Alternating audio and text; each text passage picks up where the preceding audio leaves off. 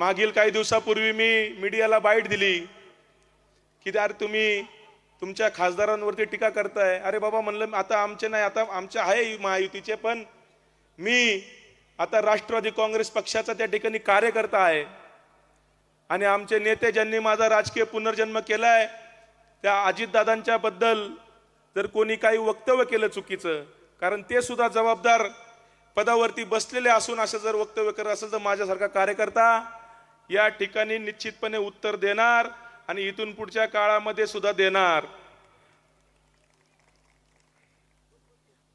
आज या प्रभागातल्या भारतीय जनता पक्षाच्या उमेदवारांना त्या ठिकाणी वाऱ्यावरती सोडून दिल्यागत मला वाटतंय.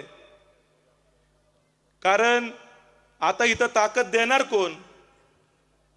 या प्रभागामध्ये एका बाजूला असणारे बाबूराव अप्पा चांदरे आणि एका बाजूला असणारे अमोल बालोडकर एकत्र आलेत आणि त्यांच्या मागं अजितदादांसारखी महाशक्ती या ठिकाणी उभी असल्यामुळं समोरच्या उमेदवारांचं निश्चितपणे अवसान गेलेलं आहे.